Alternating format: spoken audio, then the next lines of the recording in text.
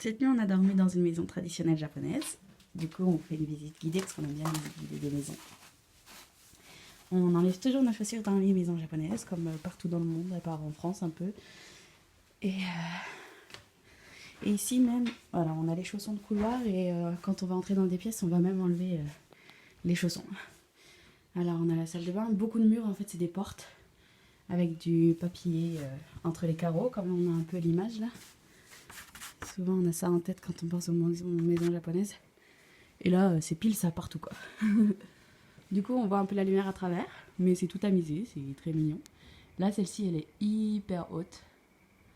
Mais ça, pour le coup, c'est pas forcément toujours, quoi. Nous, ah bah, j'ai oublié d'allumer la lumière. Ah, chaussons. On a dormi ici. Et en fait, les surfaces des pièces japonaises, on dit pas des mètres carrés, on dit des tatamis.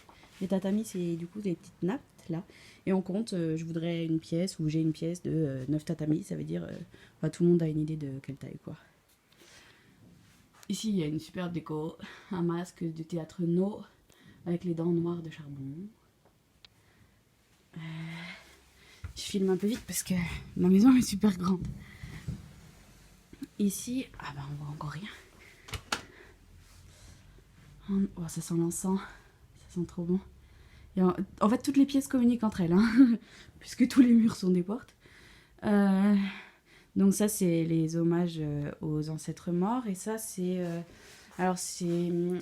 Je sais pas si on appelle ça vraiment des poupées. C'est pour le jour des enfants, c'était il y a 2 jours, là, cette année. Enfin, c'est tous les ans, le 5 mai. Et...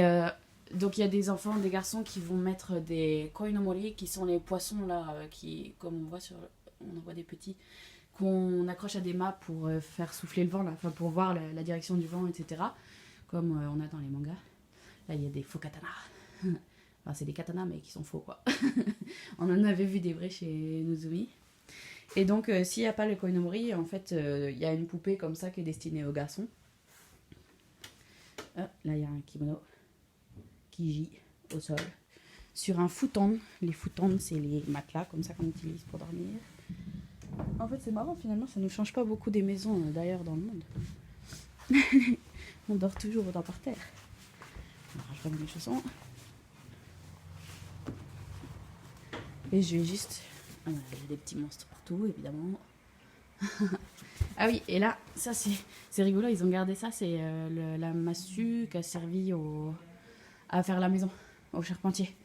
En fait, parce que les poutres, elles sont enchevêtrées d'une manière un peu rigolote. On a vu ça dans un musée tout à l'heure qui présente. Il y a une grosse poutre verticale, et ensuite, elle est un peu coupée. Il y a juste un petit bout qui remonte, où la poutre horizontale est, comment dire, est briquée dedans. Et il reste un peu du trou. Ouais, c'est pas clair ce que je dis. Et du coup, les poutres obliques, elles sont aussi rentrées. Bah, bref. je crois que c'est pas clair, je vais me taire. Oh bah tiens, il y a une porte qui coulisse pas là. Ah, mais c'est pas une porte, c'est pour ça. Je me trompe de couloir. Ouais, toutes les portes sont coulissantes aussi. Donc là, c'est encore chaussons off. Et on arrive dans la pièce à vivre. Nice, thank you. Où il y a notre hôte, Dotto et James qui est en train de faire un dessin pour remercier. Et ici, ça s'appelle un kotatsu. Et c'est traditionnellement ce qu'on utilise pour chauffer les pièces. Donc sous la table, il y a... Bon, ici c'est électrique, mais avant c'était du feu. Et on a une couverture qui est accrochée, comme ça on vient s'asseoir. Et c'est tout chaud. Voilà. Et sauf que si vous lisez les articles sur les monstres, vous allez voir que le kotatsu avec le feu, c'est ce qui a donné le nom et l'idée de la légende du Namahage. Voilà, on vous en dit pas plus, comme ça fait un peu de suspense.